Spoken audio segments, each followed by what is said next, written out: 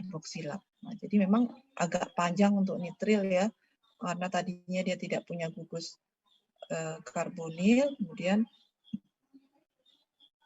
akhirnya menghasilkan gugus karbonil, yaitu dengan produk antara amida dulu. Itu intinya adalah terjadi pemutusan ikatan rangka dan kemudian masuknya atom hidrogen. Nah, jadi kalau pada nitril ini putus ya, tentu saja jadi memang 2 kali putusnya, pertama untuk rangkap 2 dan untuk rangkap 3. Nah, produk reaksi dari nitril direduksi itu juga akan menghasilkan suatu amina.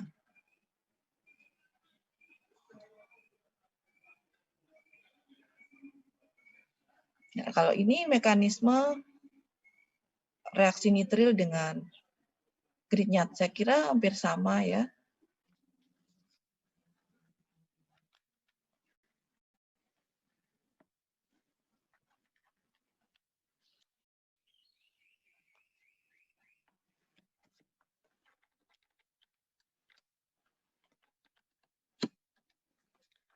Baik, Assalamualaikum warahmatullahi wabarakatuh.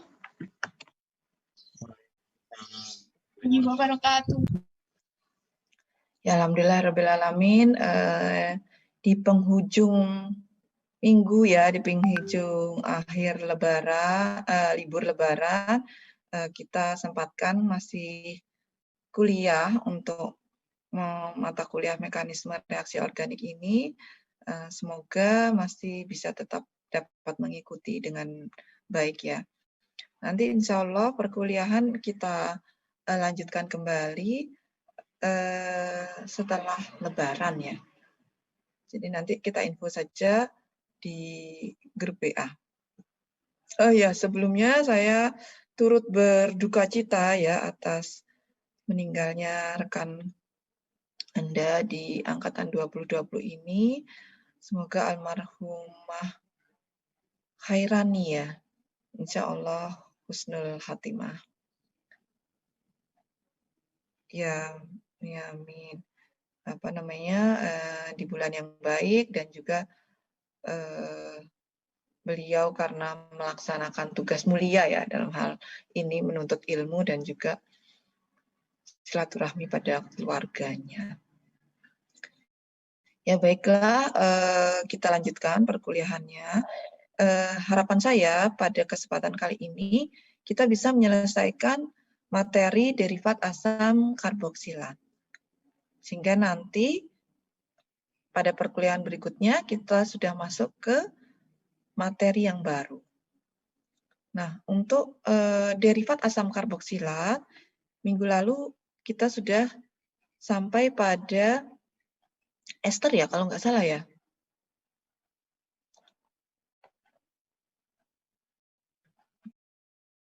Apa ya kemarin ya?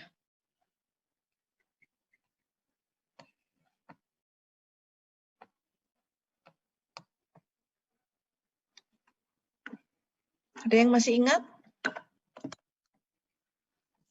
Sampai mana kemarin?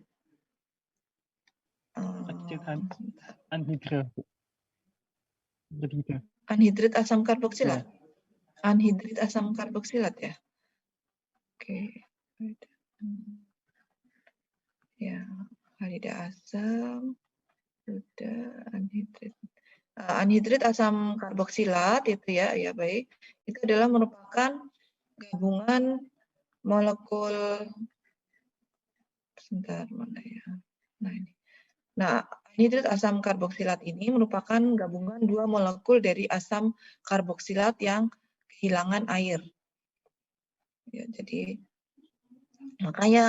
maka dari itu mengapa disebut anhidrida? An itu berarti maksudnya tanpa ya. Anhidrat tanpa air. Sehingga nanti penamaannya pun seperti halnya asam karboksilatnya, hanya nanti diberi boleh di depan, boleh di belakang kata anhidrit. Jadi misalnya dari asam karboksilat etanoat ya, asam etanoat. Jadi nanti penamaannya asam asetat atau asam etanoat anhidrid. Atau mau di depan anhidridnya anhidrida asam etanoat. Itu boleh. Bisa anhidrida, bisa anhidrid. Jadi sebenarnya enggak anhidrid ini karena tadi gabungan dua molekul asam karboksilat itu nanti boleh asam karboksilatnya sama atau berbeda ya.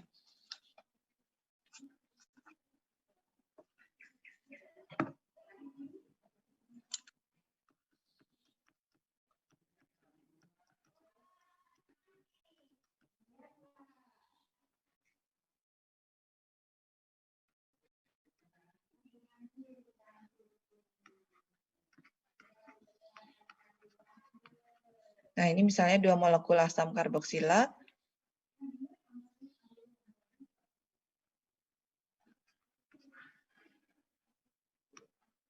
Nah, ini ya, dia lepas air ya di sini. Melepaskan molekul air.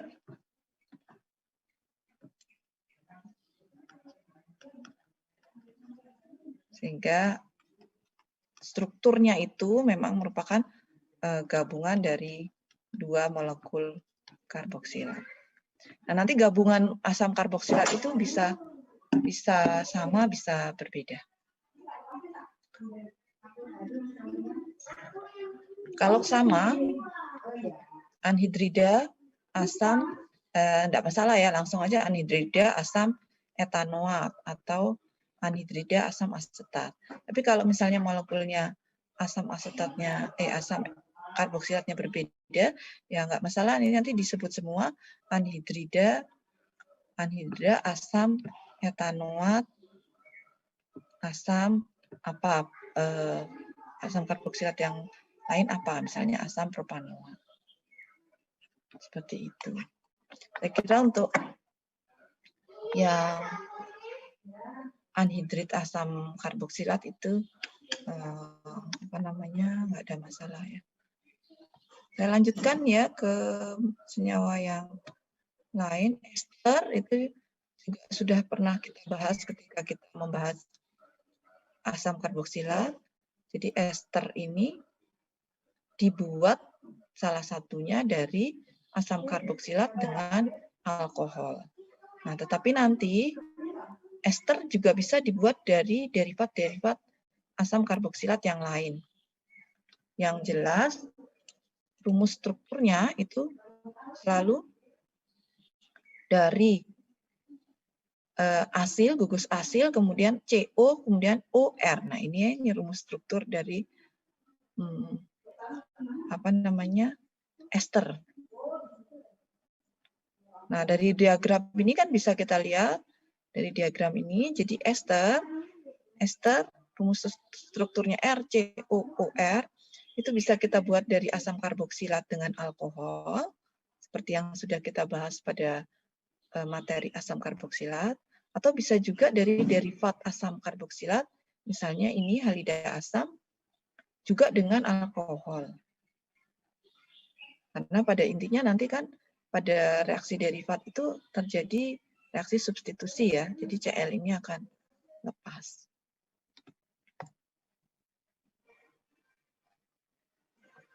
Nah, untuk penamaan ester yang perlu diingat, karena hampir mirip ini dengan asam karboksilat, tetapi pada ester itu kita harus menyebutkan alkil yang diikat oleh O di sini. Rumus umumnya kan RCO, O, R aksen. R aksen ini alkil ya, bisa sama, bisa untuk membedakan saja di sini R aksen. Nah, yang kita sebut itu nanti ininya. Lebih dahulu, misalnya di situ alkilnya kan metil ya, jadi kita sebut dulu metil, nah baru rantai panjang dari esternya berapa? Di sini ada 3, maka di situ metil propanoat. Jadi penamaannya mirip dengan asam karboksilat, ada akhiran oatnya ya. Tetapi kalau asam karboksilat dengan gugus fungsi di sini OH ya, RCOH, itu selalu ada kata asamnya di depan, asam. Nah, tapi kalau untuk ester, karena dia mengikat alkil, di sini disebut alkilnya. Lebih dahulu, kemudian baru seperti asam karboksilatnya, etil propanoat. Jadi ingat-ingat kalau ada OAT-OAT itu Anda mesti harus ingat ke asam karboksilat, tetapi jika disebut alkilnya, misalnya metil, etil di depan, baru ada akhiran OAT, nah itu maka masuk golongan ester. Sebab kalau masuk golongan asam karboksilat, pasti selalu disebut asamnya. Asam pentanoat, asam butanoat, ada asamnya. Begitu ya.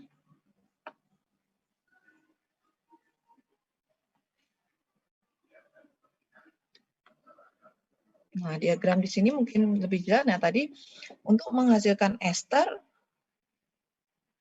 tidak selalu dari asam karboksilat dengan alkohol. Ternyata bisa juga tadi ya dari halida asam, dari turunan asam karboksilat yang lain, halida asam atau anhidrit asam dengan alkohol juga. Karena intinya kan gugus elektronegatifnya akan lepas, kemudian digantikan oleh nukleofil yang akan masuk.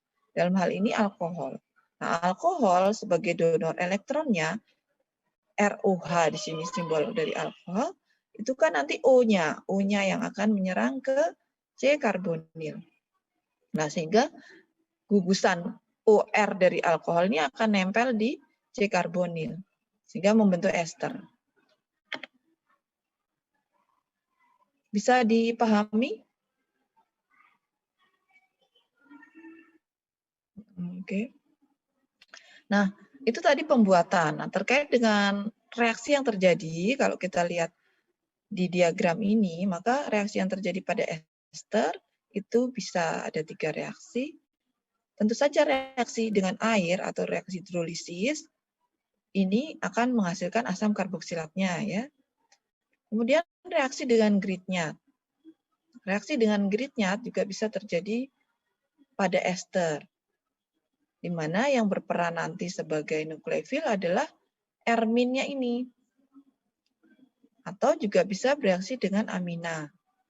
Nanti menghasilkan turunan asam karboksilat yang lain, yaitu amida. Nah, dalam hal reaksi dengan Grignard, RMGX ya, nanti tentu produknya tidak langsung menghasilkan alkohol. Tapi di sini bisa kita lihat akan terjadi produk antara dulu, yaitu kira-kira menghasilkan apa ini? Misalnya ini R, ya keton ya. Jadi ermin ini menyerang ke C karbonil, kemudian OR-nya lepas, nah maka akan terbentuk produk antara berupa keton. Nah nanti keton baru bereaksi lanjut dengan Grignard, nah barulah dihasilkan alkohol tersier. Nanti latihannya ada ya. Nah, ini reaksi ester, hidrolisis ester menjadi asam karboksilat itu reaksi dengan air ya, bisa dengan bantuan asam ataupun basa. Nah, nanti dengan katalis basa, seringkali hidrolisis ester akan menghasilkan garam yang kita sebut dengan istilah reaksi saponifikasi. Jadi reaksi saponifikasi ini sebenarnya merupakan reaksi hidrolisis ester dengan basa dan itu menghasilkan sabun. Sebenarnya reaksi hidrolisis kan menghasilkan asam ya, menghasilkan asam karboksilatnya ya, ini ya. Nah, tetapi di sini coba lihat mekanisme ini dengan ini ester dihidrolisis dengan air ya, dengan bantuan basa, dengan bantuan basa. Nah, nanti akan terbentuk garam. Nah, di sini RCOO-. Karena basa itu misalnya NaOH. Nah, pasti di dalam larutan kan ada ion-ion Na+. Jadi nanti di sini OH-, O-H+, Itu nanti ada Na+ dari misalnya dari basa NaOH. Nah, di sini O-nya ini nanti nempel ion Na, ONa misalnya. Nah, itulah yang kita sebut dengan sabun. Karena biasanya pembuatan sabun itu menggunakan minyak ya, bahan dasar minyak. Tetapi kalau kita tinjau kembali, minyak itu sebenarnya komponennya itu merupakan senyawa-senyawa triester. Jadi sebenarnya itu merupakan senyawa ester ya. Banyak komponennya, misalnya asam, misalnya apa namanya, dalam minyak baik itu nabati maupun hewani, itu kandungannya banyak mengandung asam lemak. Nah, asam-asam lemak ini kalau kita lihat kembali merupakan kelompok senyawa triester gliserol. Nah, ini yang kemudian kita hidrolisis dengan NaOH misalnya, maka akan menghasilkan sabun, misalnya natrium stearat misalnya. Itu sabun-sabun yang kita biasa gunakan gitu ya. Jadi reaksinya sebenarnya reaksi hidrolisis ester biasa. Nah, ini sering kali sudah digunakan ya dalam materi pengabdian masyarakat prodi kimia misalnya, sosialisasi pembuatan sabun. Nah, apalagi di masa pandemi ini kita disarankan untuk seringkali mencuci tangan dengan sabun ya, sehingga penggunaan sabun menjadi sangat diperlukan, sangat banyak penggunaannya. Nah, nanti bisa juga Anda berkreasi, misalnya ingin mencoba ya, pembuatan sabun, nanti dari minyaknya itu divariasi. Misalnya dari minyak tumbuh-tumbuhan, minyak kelapa, atau misalnya ingin memanfaatkan limbah, itu bisa juga menggunakan minyak jelantah misalnya ya. Nah, minyak jelantah di situ kan meskipun memang sudah tidak dapat atau tidak baik digunakan untuk konsumsi, tetapi dapat dimanfaatkan untuk yang lain. Salah satunya bisa dibuat sabun. Nah, mungkin memang dari segi fisik terbentuk sabun ya. Nah, tapi mungkin dari segi yang lain, mungkin dari segi aroma, itu mungkin kalau bahan dasar minyaknya kita minyak jelantah mungkin agak kurang nyaman gitu ya. Nah, ini bisa saja nanti ditambahkan apa namanya, aditif yang lain, misalnya ditambahkan pewarna, pewangi, itu kan zat-zat aditif. Tapi pada intinya sabunnya udah terbentuk gitu.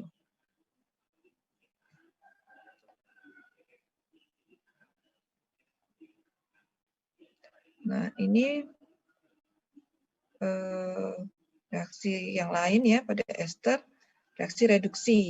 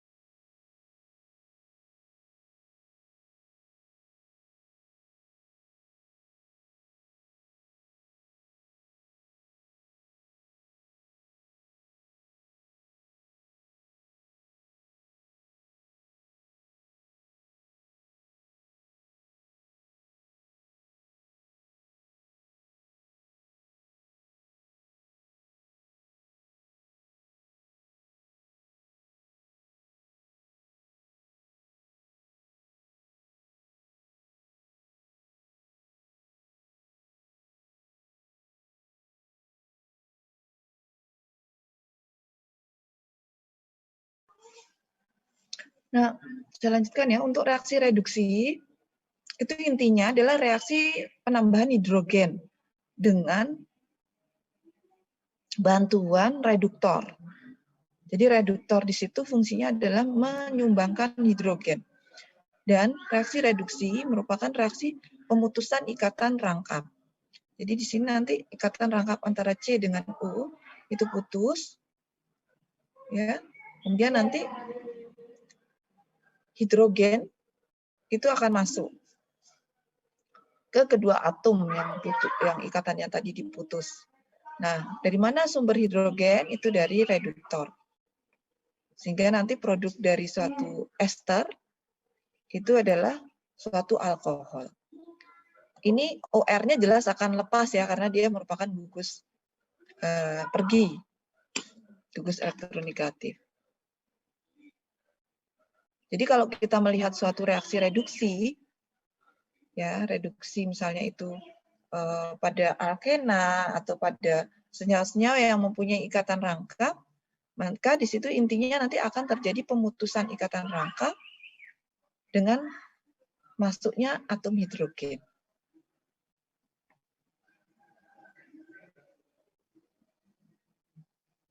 Ini contoh dari diagram, salah satu diagram tadi yang menunjukkan gridnya dapat menghasilkan alkohol ya. Ini ada latihannya, nanti latihannya di belakang ya. Saya teruskan dulu. Nah, istilah lain yang mungkin perlu Anda ketahui, lakton. Karena kita membahas ester ya.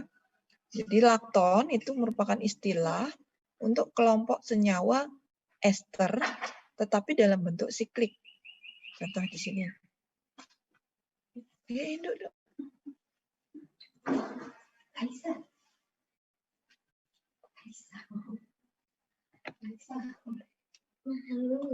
Ya, masuk dulu.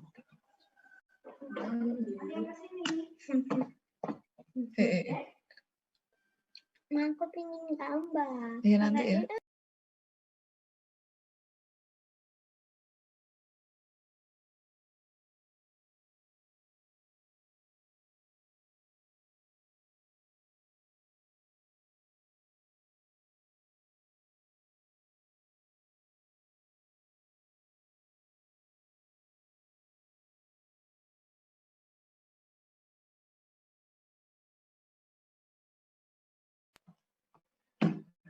Nah, misalnya contoh di sini, kita sudah tahu bahwa rumus struktur ester itu R, C, O, O. Setelah O ada C lagi. Nah, di sini kita lihat ada C, O, O. Kalau misalnya O ini mengikat H, berarti kan masuk kelompok karboksilat ya. Tapi di sini kan setelah O, C lagi. Nah, C ini kan berarti bisa R, alkil. Tetapi karena siklik, karena dalam bentuk siklik, maka tentu tidak bisa R. Tetapi kan yang jelas R itu kan juga pasti C ya, karbon. Nah, karena ini dalam bentuk siklik, maka dia masuk kelompok senyawa lakton. Jadi ini hanya untuk tambahan wawasan aja ya buat Anda bahwa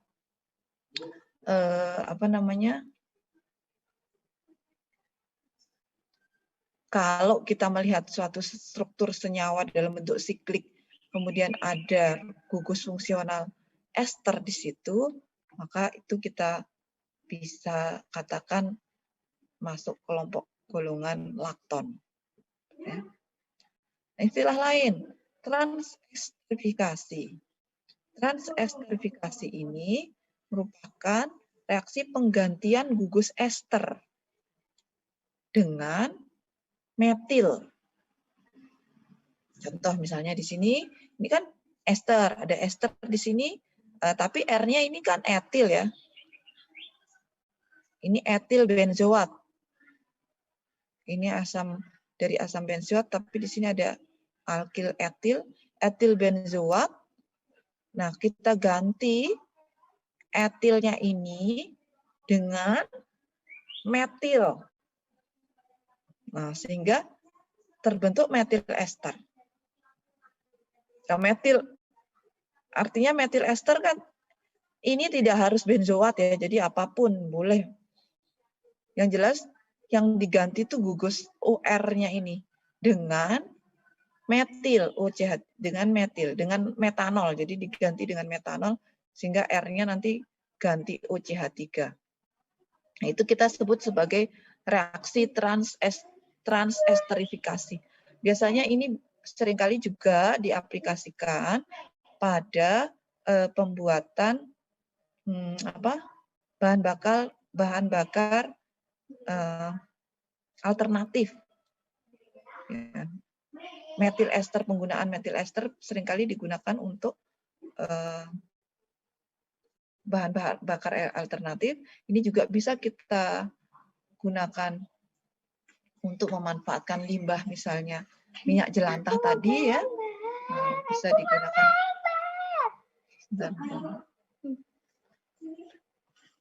Ini.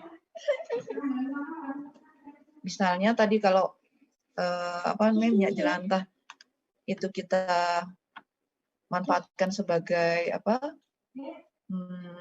pembuatan sabun. Nah, di sisi lain kita juga bisa, kan di situ banyak banyak asam-asam lemak ya dalam minyak itu.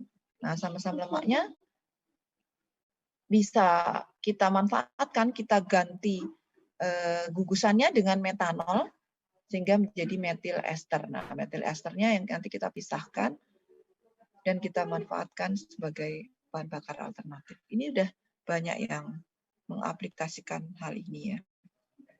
Udah ya. Satu lagi, aku mau nulis.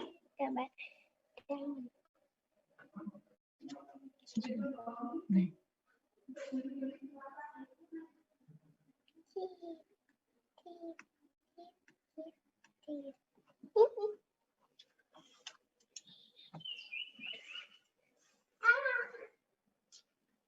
Ya, mohon maaf ya, ini ada yang ikut-ikut.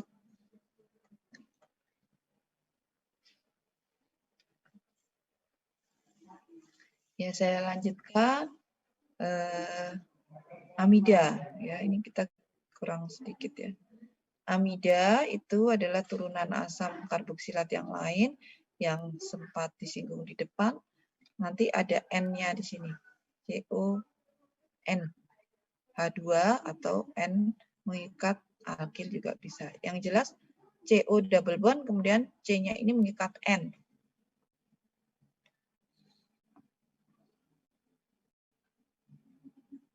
Sementara pembuatannya ini juga sebenarnya turunan-turunan asam karboksilat itu antar senyawanya cuma muter-muter aja ya. Ini jadi ini, balik lagi misalnya ini halida asam dengan amina jadi amida. Anhidrit asam dengan amina jadi amida juga. Ester dengan amina jadi amida. Ya kan? Jadi cuma muter-muter aja. Nah, sementara amida nanti dihidrolisis tentu akan menghasilkan asam karboksilat. Nah, sama halnya dengan tadi ester, kalau ini direduksi, maka ini putus ikatan rangkapnya, tetapi nanti kita lihat ya mekanismenya. Ini putus juga sama masuk hidrogen, nah, tetapi nanti hasilnya menjadi amina. Karena dia ada N di sini. Nanti kita lihat ya. Untuk tata namanya, saya kira ini juga bisa dipahami untuk penamaan. Amida itu juga sama dengan alkana pada umumnya, tapi nanti hanya diberi akhiran ida. Misalnya di sini ada C-nya 3, maka di sini diberi nama promida. Jadi tambahannya ini ya, mida.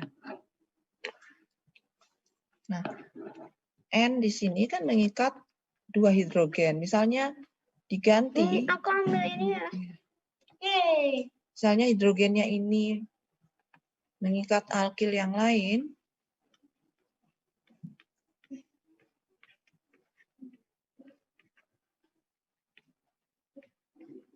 Nah, misalnya begitu ya, bukan hidrogen yang diikat.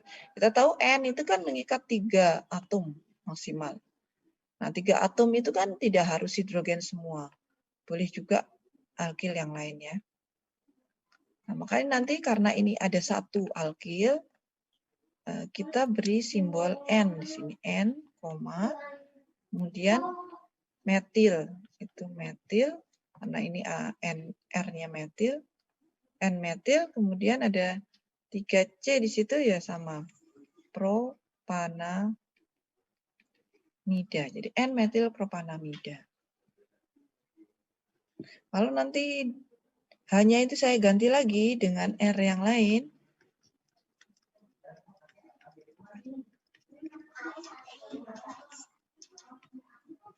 Gini. Nah, ini berarti karena ada 2, NN di 2 ya. NN kebetulan sama-sama metil. Karena ada 2, maka ditulis NN dimetil. NN dimetil propanamida.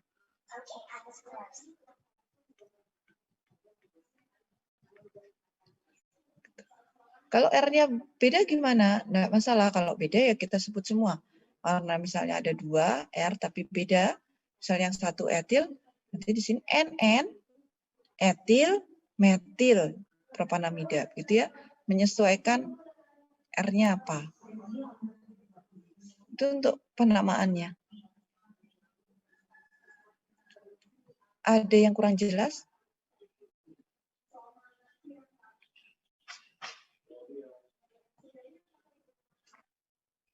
Ya.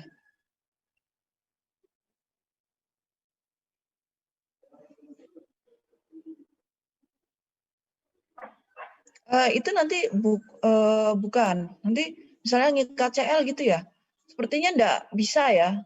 Enggak mungkin gitu ada, bukan masuk kelompok amida dia.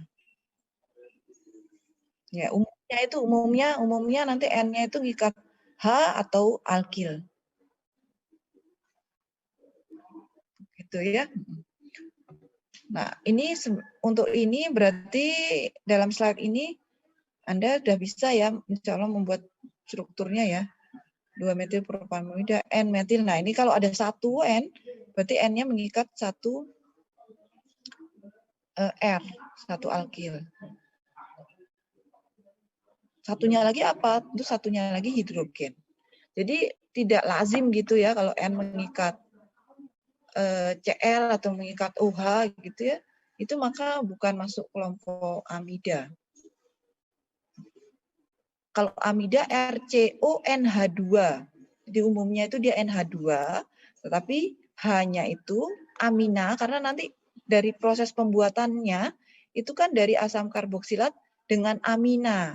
Nah, amina itu kan NH2 ya, NH3, amonia NH3.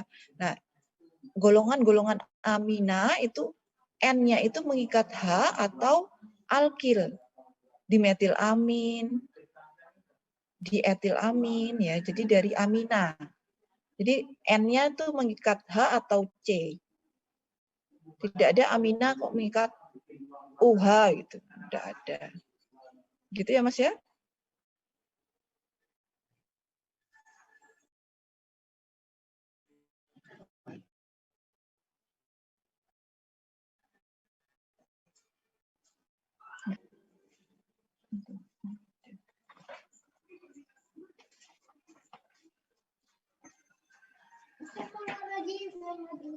Nah, hidrolisis ya.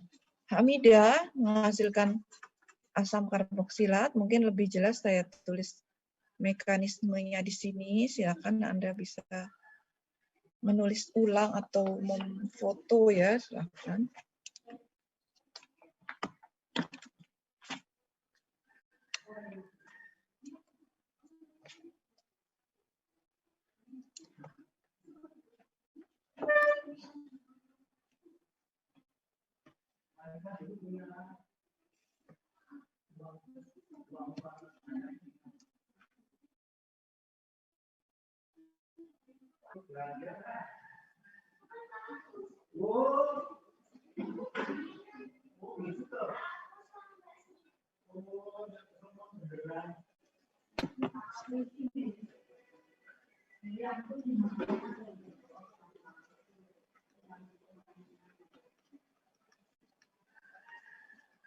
Misalnya ini reaksi dengan air ya, hidrolisis.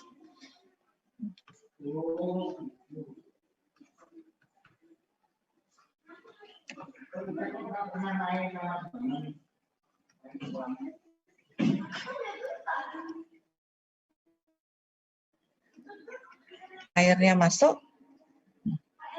karena tadi menggunakan katalis H+, nah H+-nya keluar. Kemudian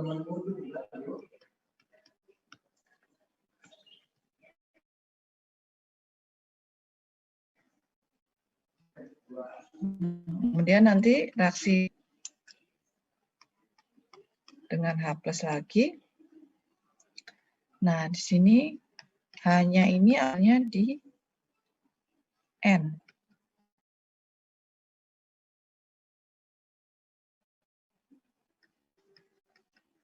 Jadi NH3+.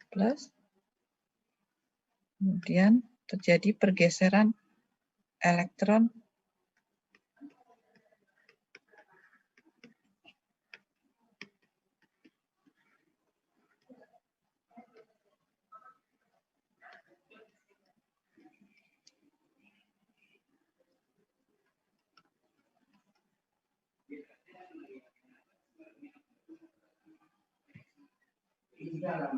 ini yang awalnya tadi amida ya,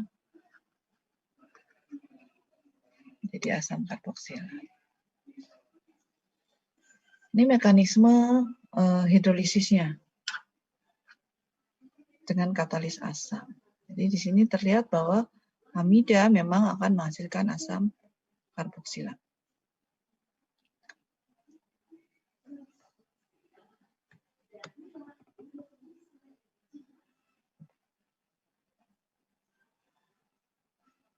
Sementara reaksi reduksinya, untuk reaksi reduksi yang tadi ada di dalam diagram itu, nanti dari amida akan menghasilkan amina.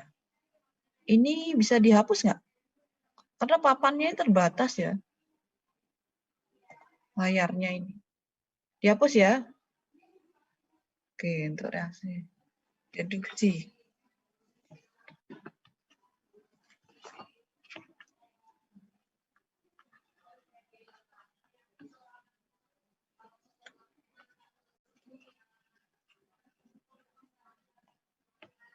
Reduksi tentu perlu bantuan reduktor. Dalam hal ini dia sebagai penyumbang hidrogen. Misalnya kita gunakan LiAlH4. Nah, jadi nanti apa namanya?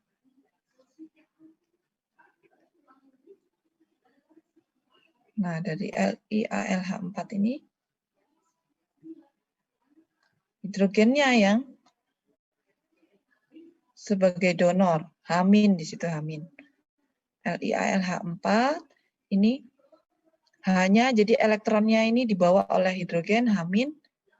Nah, itulah yang menyumbang elektron ke U. Nanti di sini kan O-nya jadi U-, nah dia nempel dengan AlH3.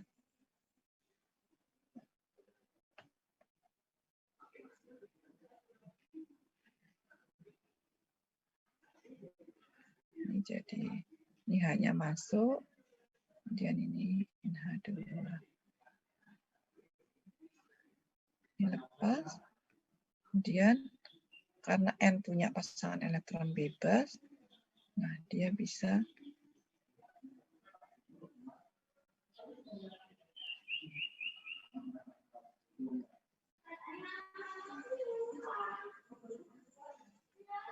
ini pertama akan menghasilkan ion iminium.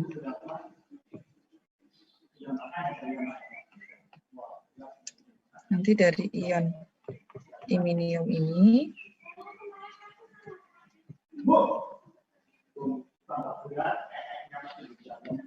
nanti masuk lagi H-nya.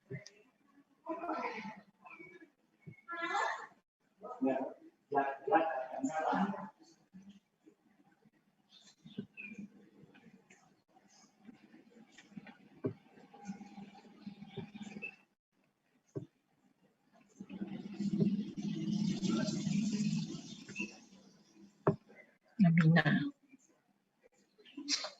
Jadi reaksi reduksi dari amida itu akan menghasilkan amina. Dengan pertama kali akan membentuk ion iminium.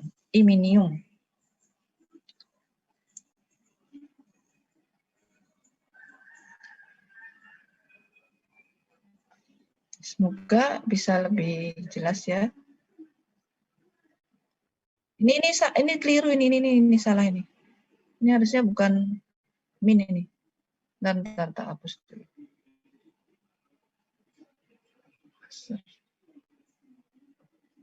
Nah, ini karena hanya elektron di H itu apa namanya? Dibawa semua oleh H ya, H- kan yang menyerang ke sini, ini jadinya Al H3-nya plus, makanya nanti di sini O-nya yang dengan pergeseran elektron U min itu min Al H3 plus gitu. Gimana? Ada pertanyaan apa? Ya, yang kedua ini. Ini dari ALH3 lagi, LiALH3 lagi. Kan tidak mungkin 1 mol. Bayangan kita kalau dalam reaksi itu kan ini enggak cuma 1 gitu ya. Itu kan kita mainnya nanti pakai mol. 1 mol aja ada misalnya berapa. Kalau dikonversi ke gram atau ke kan molekulnya banyak gitu loh. Ini yang kedua ini maksud Anda ya. H- ini ya dari LiALH3 yang lain. Gitu. Gitu maksudnya. Yang ditanyakan itu. Iya. Putus ya. Putus. Halo. Iya. Ini ya. Iya. Itu nanti dalam bentuk ionik. Kalau ionik nanti kan akan larut dalam pelarutnya dan itu akan dipisahkan. Gitu ya.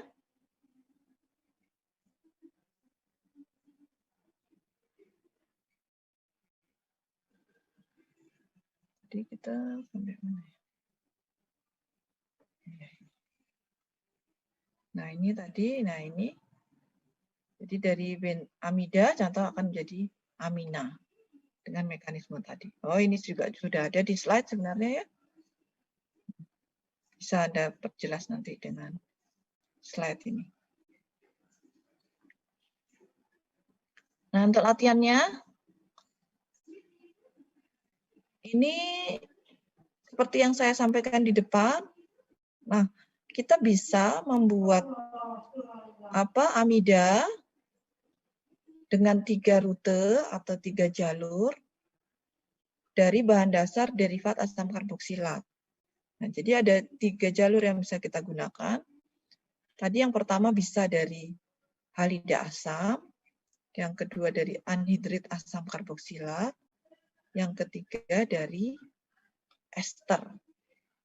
Semuanya dapat menghasilkan amida jika direaksikan dengan apa? Untuk contoh soal nomor 1 ini kira-kira. Kita buat dulu strukturnya ya, coba ya. N-dimetil benzamida.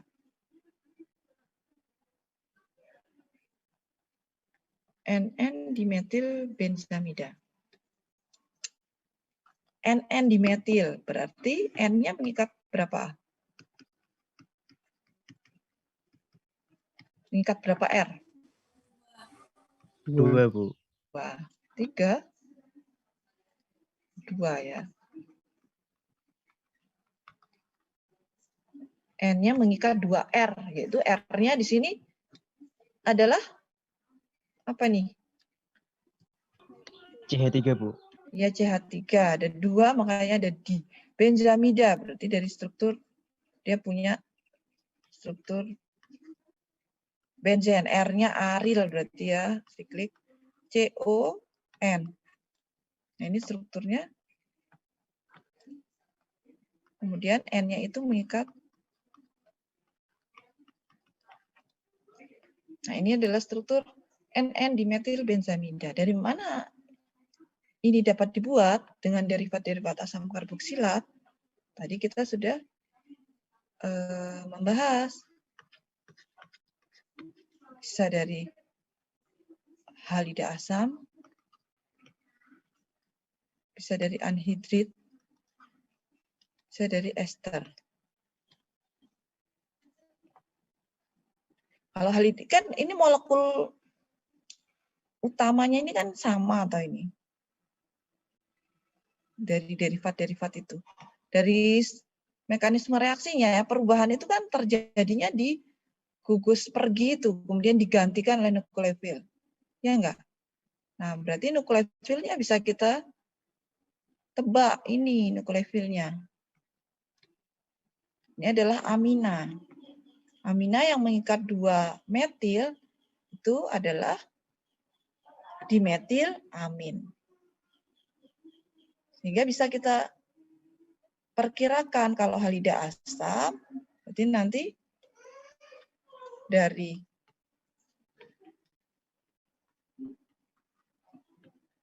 ini ya,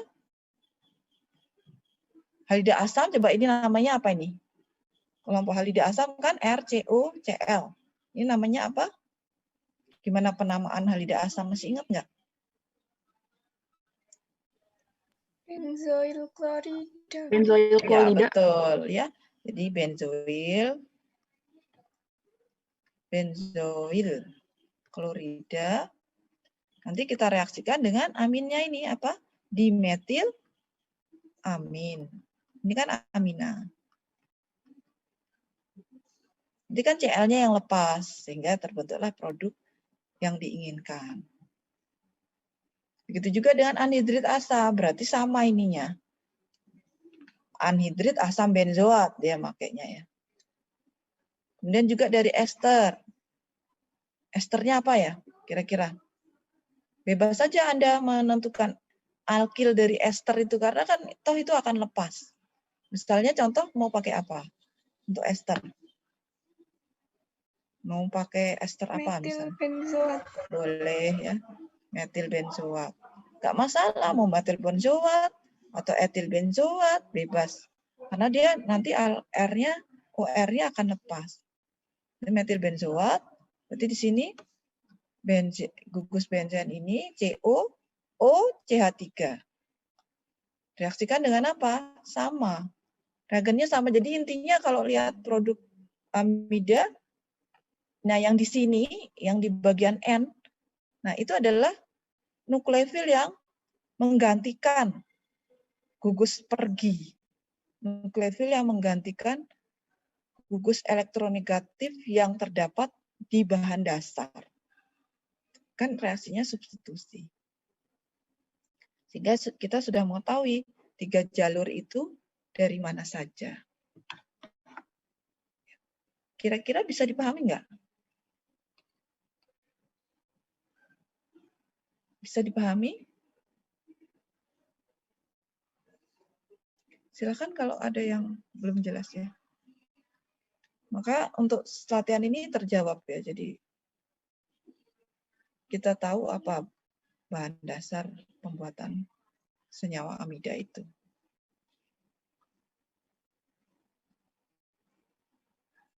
Saya kira ini latihan aja. Nah, kalau mengikat tadi ada misalnya klornya ada di dalam rantai utama ya, bukan di sini.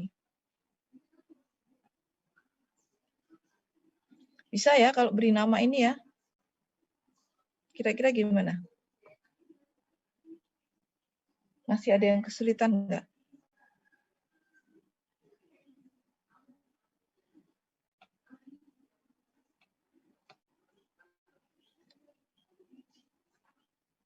Halo?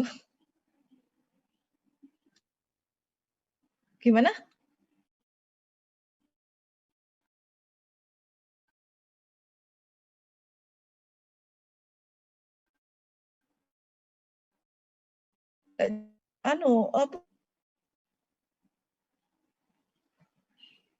Apa ditulis di chat?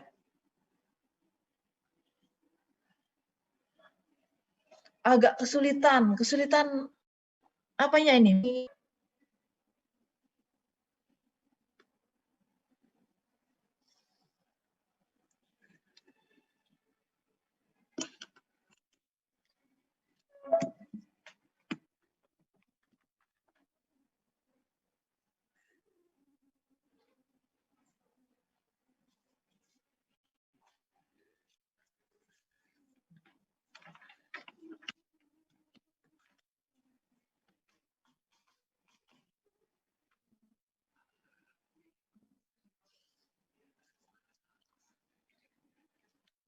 Lalu gimana? Agak kesulitan dalam memahami yang mana? Tata nama atau apa?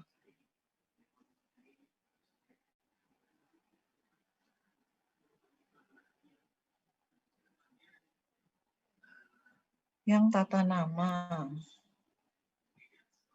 Oke. Yang amida ya? Saya ulangi ya. Memberi nama yang amida, yang bingung apa gimana?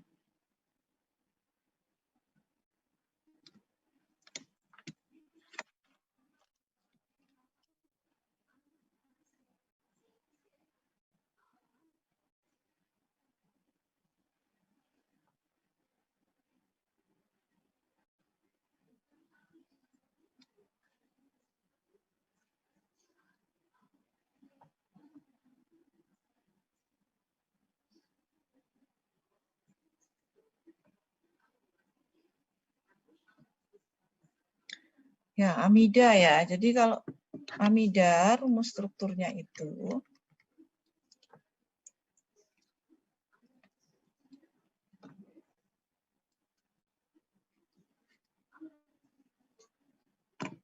sulit ini.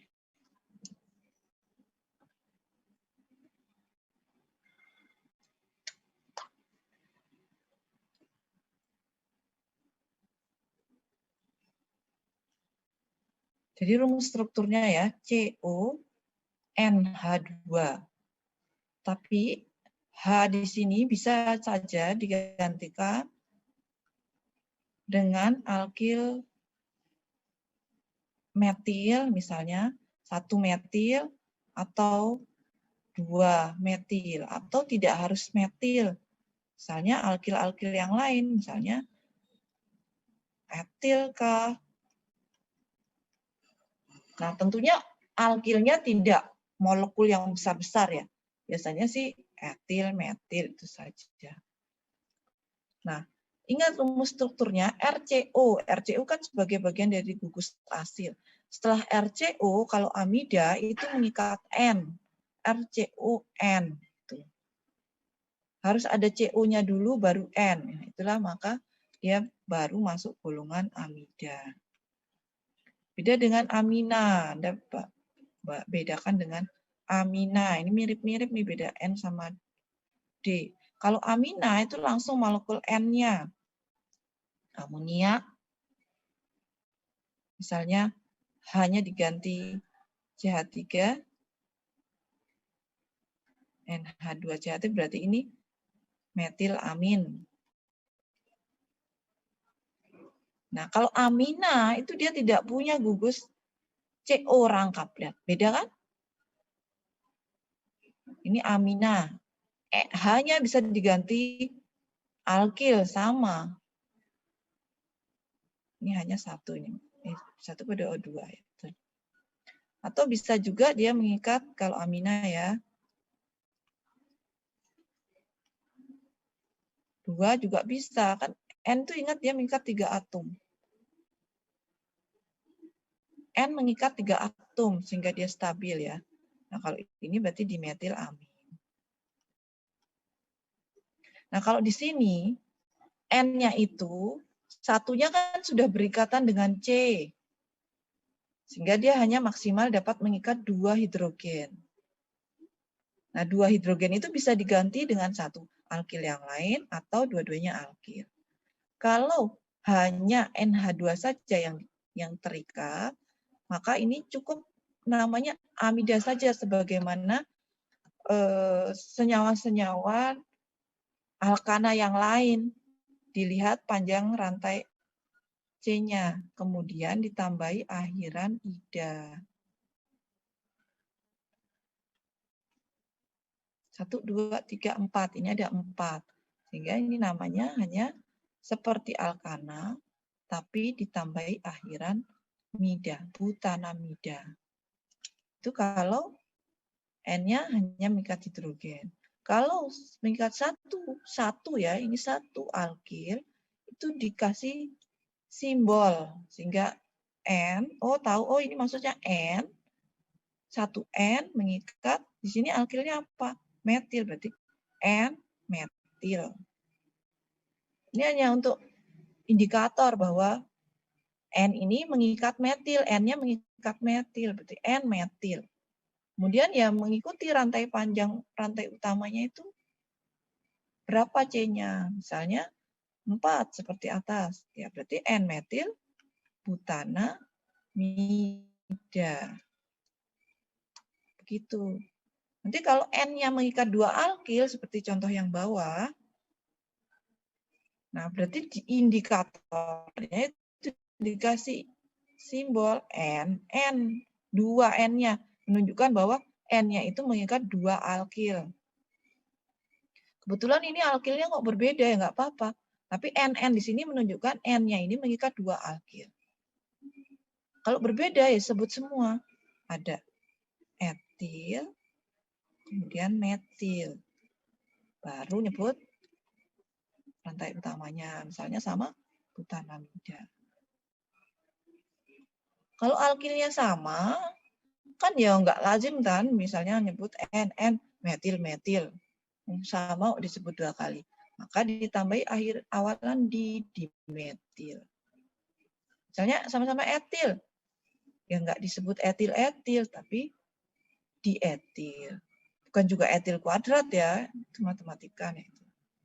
Dietil, NN dietil, butanamida. Begitu. Kira-kira menjadi lebih jelas nggak?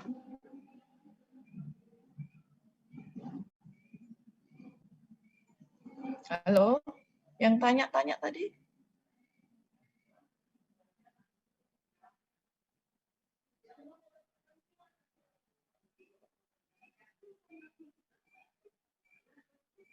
Gimana? Tambah bingung?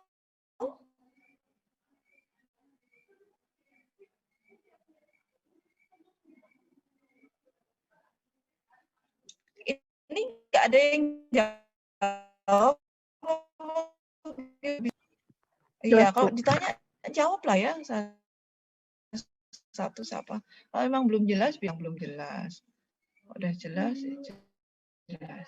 Sehingga saya tahu kira-kira sampai mana gitu loh pemahaman. Di chat ada tulisan, berarti yang dicontoh tadi, contoh soal tadi itu 2 kloropropanamida. Iya. Ya, sama aja pemberian namanya itu secara IUPAC itu aturannya itu bisa kita, karena dia sama aja. Pokoknya rantai utamanya itu berapa panjang C-nya, kemudian kalau golongan amida ya tinggal nanti ditambahi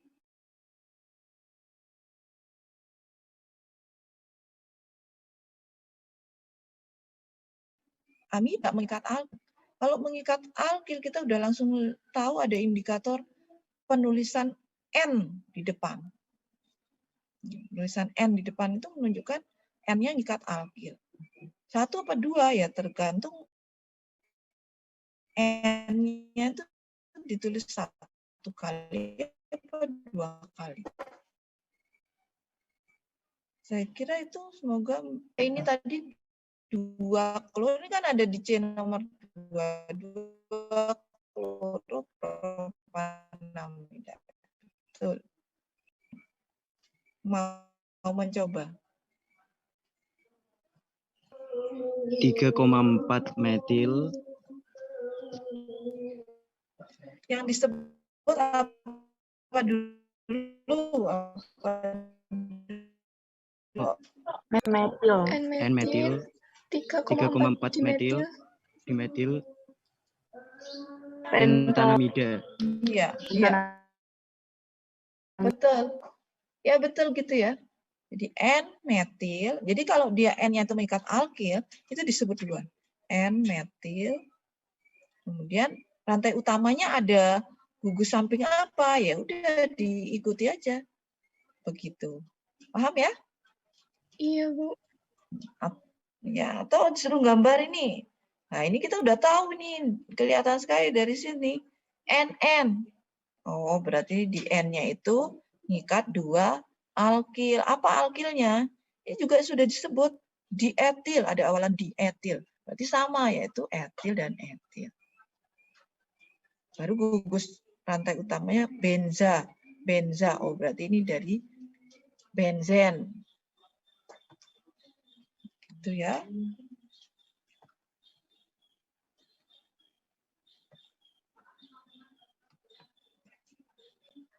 Bisa.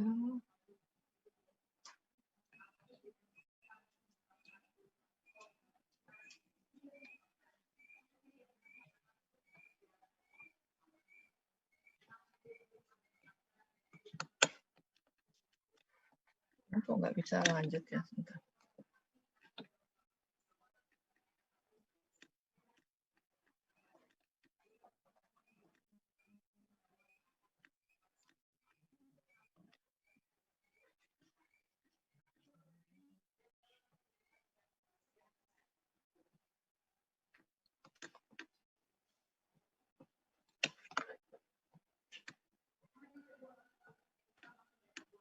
Malah nggak bisa melanjutkan slide. Bentar ya.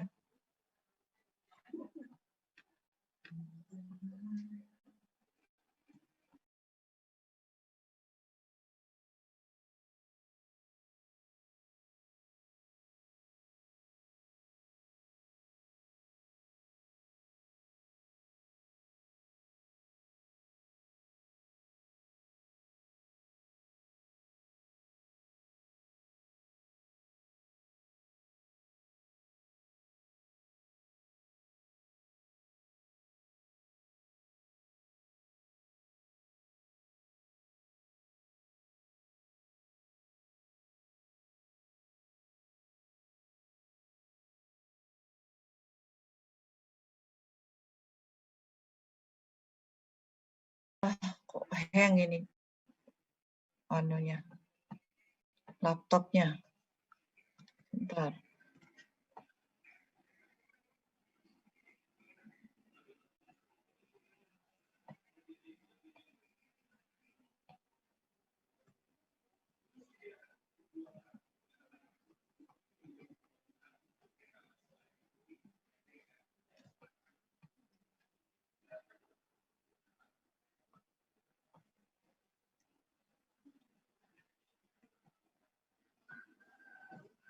Bisa terlihat ya? Bisa, Bu. Nah, saya lanjutkan sedikit dengan nitril. Nah, sekarang yang terakhir nitril. Nah, nitril itu agak berbeda dengan derivat yang lain, tetapi dia juga nanti kalau direaksikan dengan air akan menghasilkan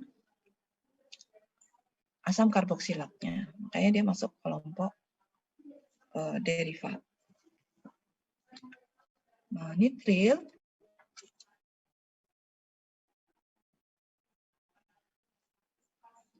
namanya dulu ya. Itu juga bisa kita kalau di nitrilnya itu misalnya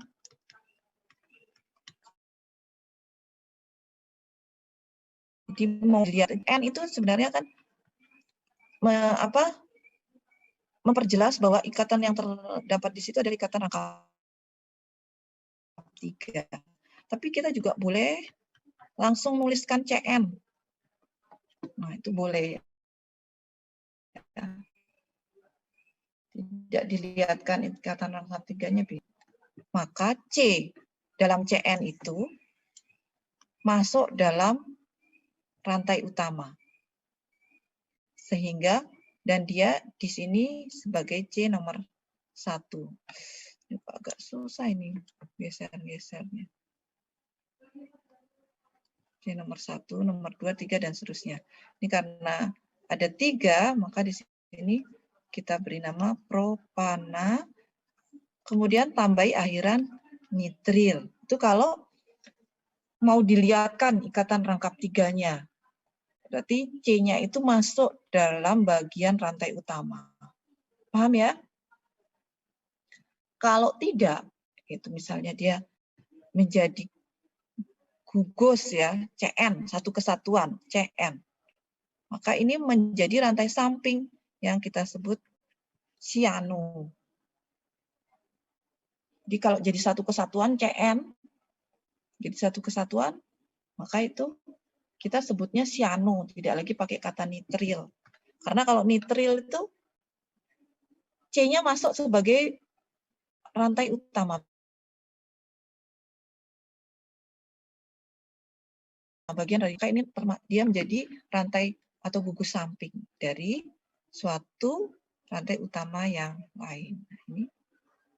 Jadi ini kalau kita sebut jadinya 2 sianobutana. Biasa. Boleh nggak ini pakai nama nitril? Boleh, berarti ini ikut. C di sini ikut. Dan dia menjadi C nomor 1. Ya, kalau mau pakai nitril, maka C-nya ikut sebagai rantai utama. Sini rantai utamanya berarti. Dan dia menjadi C nomor 1.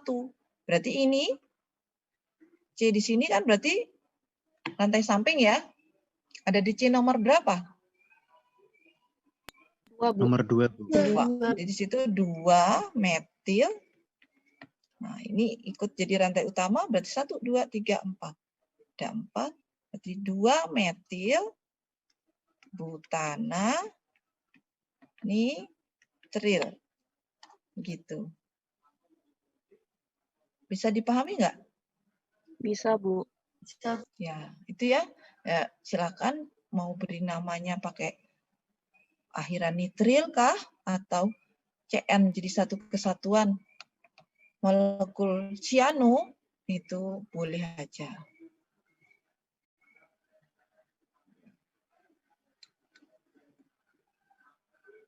Nanti kita bisa lihat bahwa nitril ketika dihidrolisis memang dia tidak langsung menghasilkan asam karboksilat, tetapi dia akan melewati zat antara yaitu amida.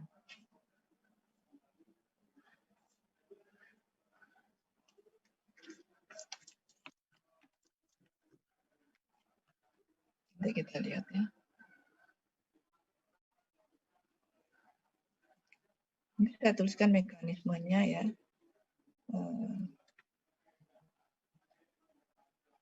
Nah ini reaksi hidrolisisnya ya.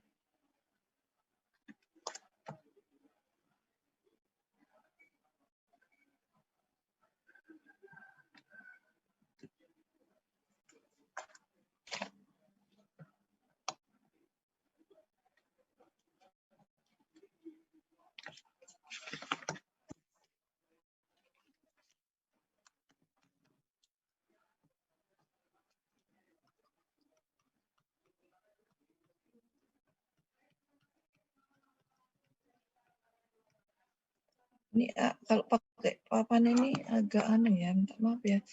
Susah digeser-gesernya.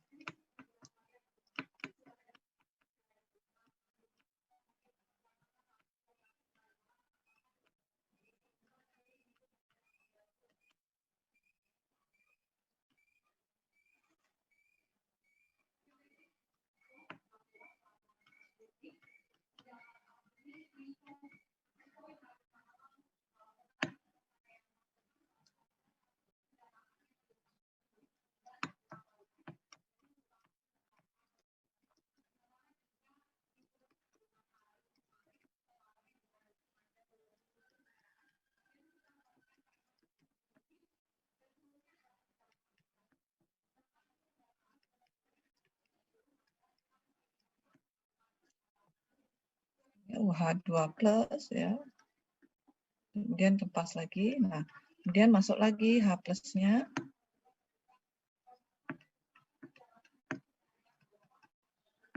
Duh.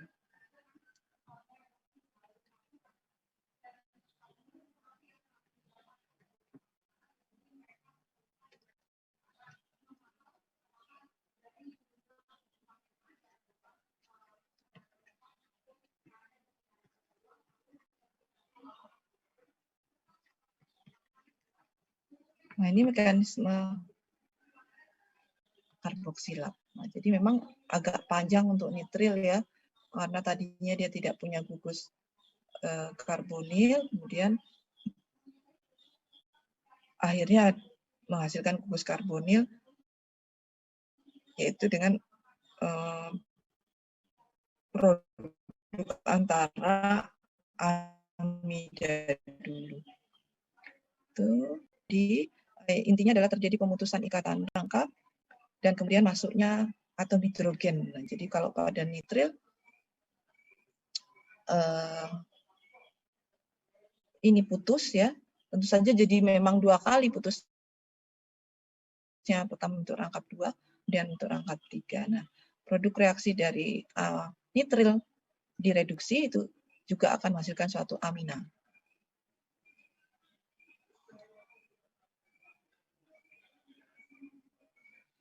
Ya, kalau ini mekanisme reaksi nitril dengan Grignard, saya kira hampir sama ya.